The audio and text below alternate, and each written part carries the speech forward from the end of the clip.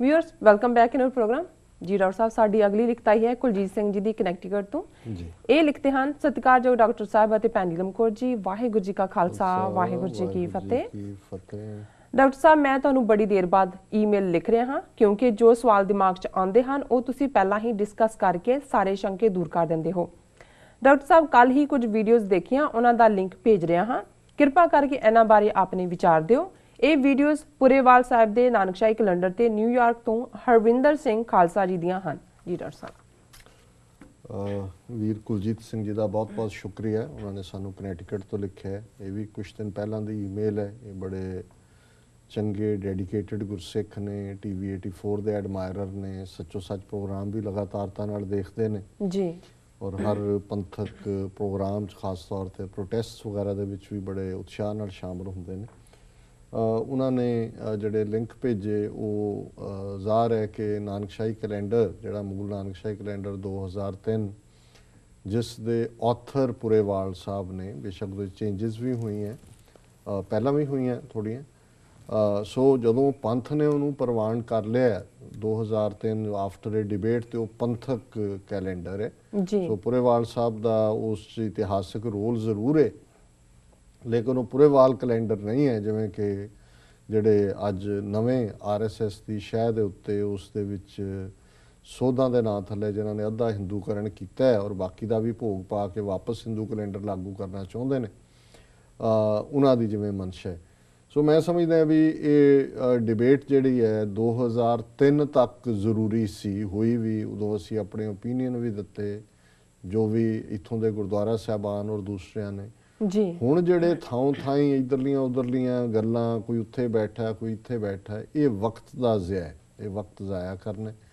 ਔਰ ਅਸੀਂ ਸਮਝਦੇ ਹਾਂ ਵੀ ਹੁਣ ਵੀ ਜੇ ਕੋਈ ਪ੍ਰੋਪਰ ਫੋਰਮ, ਕਿਉਂਕਿ ਪੁਰੇਵਾਲ ਸਾਹਿਬ ਹਮੇਸ਼ਾ ਹੀ ਓਪਨ ਨੇ ਕਿਸੇ ਵੀ ਗੱਲ ਲਈ, ਜੇ ਕਿਸੇ ਲੈਵਲ ਤੇ ਅਕਾਲ ਤਖਤ ਸਾਹਿਬ ਦੇ ਲੈਵਲ ਤੇ ਕੋਈ ਇਸ ਕਿਸਮ ਦੀ ਕਮੇਟੀ ਕ੍ਰੀਏਟ ਹੁੰਦੀ ਹੈ ਜਿਹਦੇ ਥੱਲੇ, ਕਿਉਂਕਿ ਅਸੀਂ ਇਹ ਸਮਝਦੇ ਹਾਂ ਵੀ ਇਹ ਜਿਹੜੀਆਂ ਸੋਧਾਂ ਖਤਮ ਹੋਣੀਆਂ ਚਾਹੀਦੀਆਂ ਨੇ, मूल नानकशाही कैलेंडर 2003 इंप्लीमेंट होना चाहिए और उस दे विच जे अजे भी किसी के कंसर्न है, हालांकि सानू ये ज़ाहिर है कि भी जो 2003 तक भी जो पास होया वो सारी प्रोसैस चो लंघ चुका है और इन बिटवीन ऐसी कोई नवी चीज़ नहीं आई, नवी रिसर्च नहीं आई कि जिहदे थल्ले उस फैक्ट्स नू डिनाई किया जा सकता होए। सो वो वे है क्योंकि ओपन टू अमेंडमेंट है, जे कोई इस किस्म की ड्रास्टिक ਉਹਦੇ 'ਚ ਕੋਈ ਖਾਮੀ ਨਜ਼ਰ ਆਉਂਦੀ ਹੈ। ਸੋ ਮੈਂ ਸਮਝਦਾ ਵੀ ਅਦਰਵਾਈਜ਼ ਇਹ ਵੇਸਟੇਜ ਆਫ ਟਾਈਮ ਹੈ। ਸੋ ਅਸੀਂ ਇਸ ਡਿਬੇਟ ਦੇ ਵਿੱਚ ਹੁਣ ਅਦਰ ਦੈਨ ਕਿ ਮੂਲ ਨਾਨਕਸ਼ਾਹੀ ਕੈਲੰਡਰ 2003 ਜਿਹੜਾ ਪੰਥ ਨੇ ਇੱਕ ਡਿਊ ਪ੍ਰੋਸੈਸ ਤੋਂ ਬਾਅਦ ਮਨਜ਼ੂਰ ਕੀਤਾ ਸੀ ਉਹ ਇੰਪਲੀਮੈਂਟ ਹੋਣਾ ਚਾਹੀਦਾ ਹੈ। ਉਸ ਤੋਂ ਬਿਨਾਂ ਹਰ ਕੋਈ ਕੁਛ ਨਾ ਕੁਛ ਕਹੀ ਜਾਏਗਾ, ਤੁਸੀਂ ਉਹ ਕਿੰਨਿਆਂ ਕੁ ਨੂੰ ਵਾਚ ਕਰੋਗੇ ਤੇ ਕਿੰਨਿਆਂ ਕੁ ਨੂੰ ਤੁਸੀਂ ਰਿਸਪੌਂਡ ਕਰੋਗੇ, ਉਹ ਵਕਤ ਦਾ ਜ਼ਾਇਆ ਹੈ। ਜੀ ਬਿਲਕੁਲ ਡਾਕਟਰ ਸਾਹਿਬ। साड़ी अगली ईमेल आई है मेघराज सिंह जी दी, ये लिखते हैं सत्कारयोग डॉक्टर अमरजीत सिंह जी अते TV 84 दी सारी टीम नूं वाहिगुरू जी का खालसा वाहिगुरू जी की फतेह। डॉक्टर साहब जी ये हिंदुआं दा हाल देख लो, अज एक शैतान नूं भगवान बना दिता अते इन्हां दा आउण वाला टाइम किस तरह दा होवेगा ये तां आउण वाला वक्त ही दसेगा। डॉक्टर साहब पहलां तां असीं इन्हां हिंदू वीरां नूं ये दसना चाहते हाँ कि साडा तुहाडे धर्म विच दखल देण दा कोई हक नहीं है, पर साडे गुरु साहिबाना ने सानू ये सिखाया है कि सच की बानी नानक आखे सच सुनाए सी सच की बेला। इस करके साडे हिंदू वीरो तुहानू सच्चाई तू जाणू करवा रहे हाँ, भावें तुसी मन्नो भावें ना मन्नो, ये तुहाडी अपनी मर्जी है। डॉक्टर साहब इस मोदी नू रब ने इंसान बनाया सी अते गुजरात दे कतलेआम ने इस नू शैतान बना दिता ते हुण इस नू हिंदुआं ने भगवान बना दिता। वो टाइम दूर नहीं जदों ये हवान बन जाएगा। मेरे हिंदू वीरो अज तुसी मोदी अगे मत्था रगड़ो, फिर कल नूं अटल बिहारी वाजपेयी अगे, फिर अडवाणी दे अगे, फिर मोहन भागवत अगे, फिर RSS दे वर्करां अगे, फिर इन्हां सारियां दे मंदिर भी बनाए जाणगे, फिर तुसी सब अगे मत्था रगड़ोगे। किस अगे तुसी मत्था रगड़ोगे? इन्हां सब नूं छड्ड के एक रब दे लड़ लग जाओ। डॉक्टर साहब जी असी इन्हां हिंदू वीरां नूं ये भी दसना चाहते हाँ कि असी तुहाडे दुश्मन नहीं, भावें तुसी सानू अपना दुश्मन समझते हो, ये तुहाडी मर्जी है, पर असी तुहाडे नाल हाँ। ये गल इस करके शेयर की है कि साडा ते तुहाडा बाप एक ही रब है। शायद साडी इस गल नूं चंद वीर ही समझ जाण ਜੋ ਨਹੀਂ ਸਮਝਣਗੇ ਉਹ ਧੱਕੇ ਖਾਣਗੇ। ਜੀ ਡਾਕਟਰ ਸਾਹਿਬ। ਵੀਰ ਮੇਘਰਾਜ ਸਿੰਘ ਜੀ ਦਾ ਬਹੁਤ-ਬਹੁਤ ਸ਼ੁਕਰੀਆ। ਉਹ ਸਾਨੂੰ ਬਹੁਤ ਲਗਾਤਾਰਤਾ ਨਾਲ ਲਿਖਦੇ ਨੇ। ਉਹਨਾਂ ਦੀਆਂ ਅਜੇ 3 ਈਮੇਲਸ ਜਿਹੜੀਆਂ ਨੇ ਉਹ ਬੈਕਅਪ 'ਚ ਪਈਆਂ ਜੀ।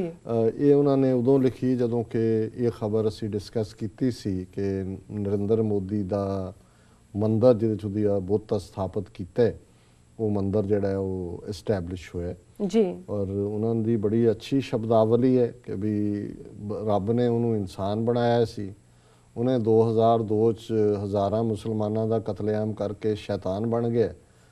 ਹਿੰਦੂਆਂ ਨੇ ਮੰਦਰ ਬਣਾ ਕੇ ਹੁਣ ਭਗਵਾਨ ਬਣਾ ਦਿੱਤਾ ਹੈ ਤੇ ਬਣੇਗਾ ਅਲਟੀਮੇਟਲੀ ਹੈਵਾਨ ਹੀ, ਕਿਉਂਕਿ ਹੈ ਤਾਂ ਇਹ ਇਸ ਕਿਸਮ ਦੇ ਜਿਹੜੇ ਕਾਤਲ ਨੇ ਉਹ ਹੈਵਾਨ ਹੀ ਹੁੰਦੇ ਨੇ, ਹੈਵਾਨੀਅਤ ਹੀ ਹੁੰਦੀ, ਉਹਨੂੰ ਅਸੀਂ ਬੀਸਟਲੀ ਬਿਹੇਵੀਅਰ ਕਹਿੰਦੇ ਆ ਵੀ ਜਾਨਵਰਾਂ ਵਰਗਾ ਵਰਤਾਰਾ ਜੀ।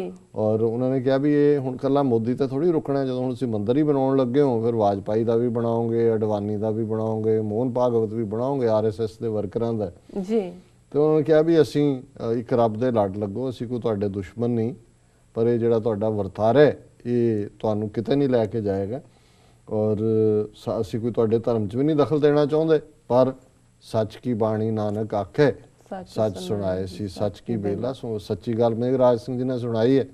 ਸੋ ਅਸੀਂ ਇਹਨਾਂ ਦਾ ਸ਼ੁਕਰੀਆ ਅਦਾ ਕਰਦੇ ਹਾਂ। ਇਹ ਸਾਡੇ ਨਾਲ ਬਹੁਤ ਸਨੇਹ ਕਰਦੇ ਨੇ ਜੀ। ਔਰ ਜਦੋਂ ਕਦੇ ਫੋਨ ਵੀ ਕਰਨ, ਮੈਂ ਤਾਂ most of the time busy ਹੁੰਦਾ, ਫਿਰ ਗੁੱਸਾ ਨਹੀਂ ਕਰਦਾ, ਫਿਰ ਵੀ ਮਿਹਰਬਾਨੀ ਕਰਕੇ ਵਿਚਾਰੇ ਬੰਦ ਕਰ ਦਿੰਦੇ ਨੇ। ਜੀ ਸੋ ਨਾਈਸ। ਸੋ ਔਰ ਸਾਡੇ ਸਪੋਰਟਰ ਨੇ, ਹਮਾਇਤੀ ਨੇ, ਮਦਦਗਾਰ ਨੇ ਔਰ ਅਸੀਂ ਸਮਝਦੇ ਹਾਂ ਵੀ ਇਸ ਕਿਸਮ ਦੇ ਜੇ ਚੰਦ ਵੀਰ ਹੀ ਹਰ ਸ਼ਹਿਰ 'ਚ ਹੋਣ ਤੇ ਅਸੀਂ TV 84 ਨੂੰ ਹੋਰ ਬਹੁਤ ਬੁਲੰਦੀਆਂ ਤੇ ਲਿਜਾ ਸਕਦੇ ਹਾਂ, ਕਿਉਂਕਿ ਜਿਸ ਕਸ਼ਿਸ਼ ਦੇ ਨਾਲ ਔਰ ਜਿਵੇਂ ਕਿਰਤ ਕਰਕੇ ਇਹ ਸਿੱਖੀ ਜੀਵਨ ਜਿਉਂਦੇ ਨੇ, ਨਾਲ ਦੀ ਨਾਲ ਪੰਥ ਨੂੰ ਸਮਰਪਿਤ ਨੇ। ਜੀ। ਇਹਨਾਂ ਦਾ ਬਹੁਤ-ਬਹੁਤ ਸ਼ੁਕਰੀਆ। ਜੀ ਡਾਕਟਰ ਸਾਹਿਬ ਸੁਣਾ ਲੈਣੇ ਬ੍ਰੇਕ। ਵੀਅਰਸ ਤੁਸੀਂ ਕਿਤੇ ਨਹੀਂ ਜਾਣਾ, ਮਿਲਦੇ ਹਾਂ ਛੋਟੇ ਜਿਹੇ ਕਮਰਸ਼ੀਅਲ ਬ੍ਰੇਕ ਤੋਂ ਬਾਅਦ।